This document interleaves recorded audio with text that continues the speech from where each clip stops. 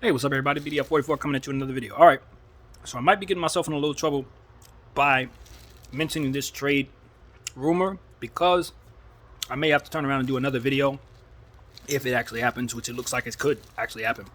But I did want to just come here and just kind of mention about the James Harden to Philadelphia possibility, which is gaining a lot of traction. A lot of people think that thing's going to happen tonight. My thing is this. For a win-now situation, it's really good for Philly. It really is. When you consider that, first of all, they had a chance to make this trade a year ago and botched it with the Houston Rockets back when Daryl Morey was a Rocket.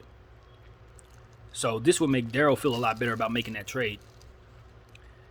And two, what it will also do is give them a player to represent the cap space that they've been lacking in Ben Simmons. So all you're really doing is adding a player to your situation. It's sort of how I feel about the Lakers prospects of trading Kendrick Nunn. We ain't had Kendrick Nunn all year, so how are we going to miss him, right?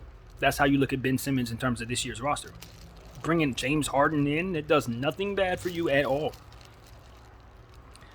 And meanwhile, on the Nets side of things, I always thought that Ben Simmons was a good player for the Nets. I said that in the summertime when he first started having these issues, because I felt like this was the one place he could go, not have his shooting issues, have his shooting issues, and still be able to be himself.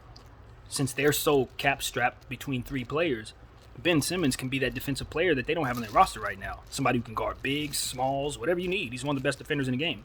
And he's somebody who can get the ball to Kyrie Irving and Kevin Durant and all their other players. He should, in theory, make them better just from that passing gene that he has naturally.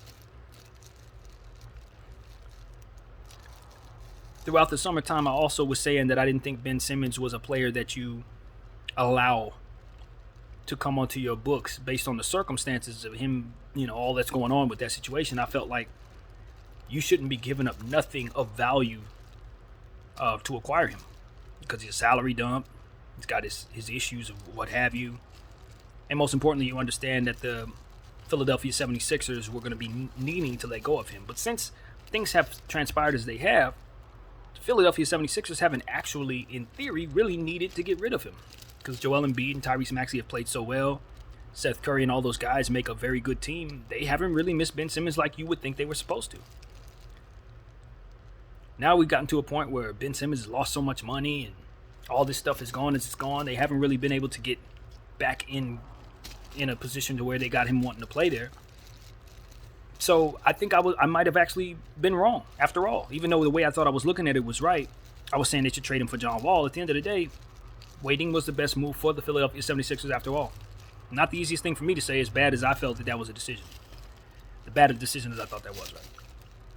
But as this day approaches, we're getting close to the trade deadline. James Harden kind of declined a little bit in Brooklyn, so it would probably be best for them to move on from him based on the fact that Kyrie Irving is only playing half of the games and they are not that great of a defensive team. Ben Simmons, again, is all the stuff that I already said. He provides a plus for their team if he comes in right. Meanwhile, for James Harden, of course, he goes to Philadelphia. He has a lot of his people there from the Houston. Of course, Daryl Morey is there, and they got a few other people that he had in Houston that everybody believes that he'll be very happy to be around. From what I understand, he has a good relationship with the Philadelphia ownership. So one would think that would be a situation that's been kind of molded for him to join. And we know they've wanted him for a while. So I don't see any downside now that we've approached this situation. I don't really see a downside in making that trade. They would have to give up Seth Curry, I think, to make the numbers work, or maybe they could put together a bunch of other players or something. But I think the Nets have asked for Seth Curry in this deal. And if it's the Nets asking to make something happen, I don't see why Philadelphia would hold that up. Yeah, I like Seth Curry a lot, but not more than I do, in terms of wanting to make this trade happen. He ain't gonna hold this trade up for me if I'm Daryl Morey. And I think that they're, with the price tag that they've had on, in terms of Ben Simmons, the price tag that Morey has put on him, it's made it hard for them to trade him. Nobody's going for that price tag. So if the Nets are willing to give you something you want for him, what's the holdup? So I think that's what everybody's come to the conclusion, that this looks like something that just makes sense for everybody. And the only person that would hold it up is Seth Curry, basically, if both teams are willing to do this. So, yeah, I mean, if you break it down, you just have to give credit to the Philadelphia 76ers organization for holding out, staying true to what it is that they believe they should do, and ultimately finding themselves in a position to make a trade like this. Now, do I think the trade will get done? I think it could. But I think if you're the Nets, maybe you might start having second thoughts when you start realizing that you may actually be overpaying for Ben Simmons, believe it or not. When you give up a guy like James Harden, you understand that even though the salaries, you were taking back 2 players for one, you also understand that James Harden could probably net you even more in some cases, depending on how you shop him. But then again, is it really more? Because you consider Ben Simmons' value is quote-unquote down because of the circumstances and because of how he last looked. Not necessarily because you think he's anything less than what he could be on his best day. You see what I'm saying? It's not like he's a player in decline or somebody who's going to, you expect to not perform well if he's right. Clearly, when he's right, he's a top 20 player in this league. He's already proven that, and we've seen him at his best. He can be even better than that. I don't see the holdup. After all of that, and you can go back and watch all my videos back in summertime, I was adamant, very adamant about Ben Simmons being a salary dump and not giving up nothing for him. You got to give me picks for him. And if I'm anybody else in the league, that's probably where I stand, which is why I don't think he's been moved. But if you're the Nets, you're playing for a championship. See, this is a unique situation. The Nets are in a perfect situation for this because they do need defense. They do need depth. A 2-for-1 situation for them. If they can get a Ben Simmons and a Seth Curry, that gives them a little more depth. That's a good thing for them. They need it. They could use the shooting. When I think about boosting their bench with a guy like Seth Curry, that's a big deal. And you couple him with Patty Mills, Cam Thomas. They got some guys off that bench who, even if Kyrie ain't playing, you should be able to win those games. So it looks more and more reasonable for me for both teams now as this moment is approached. This makes a lot of sense. So, I hate that I was wrong. And to a degree, I don't think I was. I just think that the one thing I had wrong was the prospect of things opening up for the Philadelphia 76ers. I didn't see the Nets trading James Harden or having any desire to trade James Harden. But when you look at how James Harden has played, yeah, he hasn't been himself. He hasn't looked himself. He isn't happy. All these different things is just a perfect storm for him to get up out of here and go to a place like Philadelphia to set up everything for him. So I think the only concern for me would be, and it ain't much of concern when you consider that Ben Simmons ain't coming back any damn way, is James Harden on the decline? And after this season, is it a possibility you don't love James Harden's contract? And the reality is, even if he is on the decline at $44 million, he's still James Harden. So it's not like you're going to have trouble moving him if you decide to. Even a declining version of him on a bad contract should be pretty movable just off the strength of his name and his skill set. James Harden is James Harden. He's James Harden. Now, granted, as a Laker fan, I was the one who said the same thing about Russell Westbrook. Russell Westbrook has a lot of issues out here in LA, as you guys know.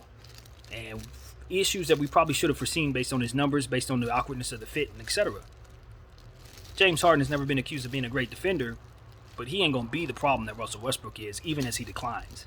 Let's say he can't jump as high, he's not as fast. He still can put you in a blender, shoot over you, step back all day long. That's never going anywhere. Even if it's a step slow, it's still unguardable. He's going to make free throws. He's going to draw from. He's going to get to the line. He's a big, huge body that can still bang with people as he gets older. I look at a guy like Carmelo Anthony and how he's aging very well for us because he still has that size and still has his mechanics. And he could actually still get off the floor now, think about it. So I don't think a declining James Harden, if you remove the defensive side of the ball, for which he has improved since his funny days when everybody was making fun of his defense, he's a much better defender now than he was then. Much better defender than Russell Westbrook, period. I can't say I'm comparing the two outright. Now, if you're a team that doesn't have winning right now in mind, then picking up James Harden is a risk. because going forward, I wouldn't want to go that route, given the fact that, he's getting older and is on the decline, and that contract is what it is.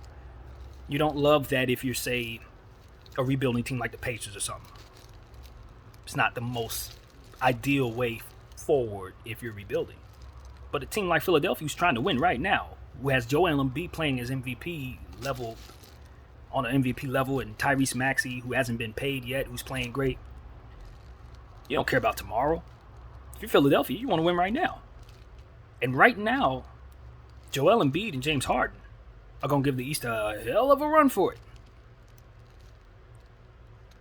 And like I said, there's no subtraction if you're the Philadelphia 76ers. You haven't had Ben Simmons. The guy that you're trading to get James Harden has literally not been there. So it's nothing but addition. No subtraction at all. There's nothing keeping this deal from happening. The only thing that would keep this deal from happening is if Daryl Morey decides he doesn't want to give up Seth Curry, and maybe they can't pull a deal together with other players. If I'm the Nets, I don't think that's a problem. I think I can try to find another way to get Ben Simmons on my team without Seth Curry. There should be no reason why Sean Marks says, damn it, no Seth Curry? Okay, you can't do this deal. Especially given the fact that, again, James Harden is not happy there. And, doesn't look like things are going to get any better. And you need a defensive anchor, for which you don't have on that roster right now. Ben Simmons will be that, and more. And, unlike James Harden, if you happen to lose Kyrie Irving, or if you happen to lose KD, Ben Simmons is a player you can build around going forward. Now, I could argue to do the same with James Harden, but then you refer to the last statement I made about 2 minutes ago. Probably not best to build forward with James Harden. He's more of a win now, real now piece. And I'm not sure the Nets are a solely win now team, especially given the fact that they are lacking assets and have 2 aging superstars on their team in Kyrie Irving and KD, who I think, if they don't win a championship and they do make this trade, may want to get the hell up out of there. You see what I'm saying? You got to be able to guard against the idea that KD decides he wants to move on. Ben Simmons will help you with that. James Harden will just be another guy who wants out with him. Now, there's no guarantee that Ben Simmons won't also want out with him. But if Ben Simmons gets on the floor, he'll play his trade value up. His contract will get a little older, and I think you'll be able to move him. Much better than the Philadelphia 76ers were able to move him, given the current circumstances from which they were working with. Ben Simmons is still a desirable piece. So it's not like you find yourself in a situation thinking you won't be able to trade him 2 summers from now if you have to. Or won't be able to re-sign him 2 summers from now if you have to.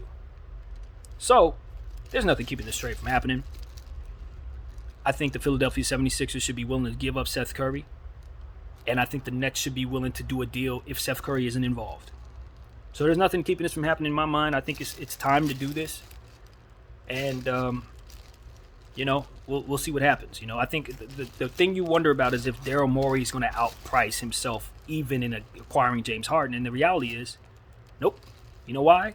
Because he made that mistake already last time. And he's trying to make up for that deal, which is why he's targeting James Harden. So there shouldn't be any reason why he says, nope, give me more. This is what he wants.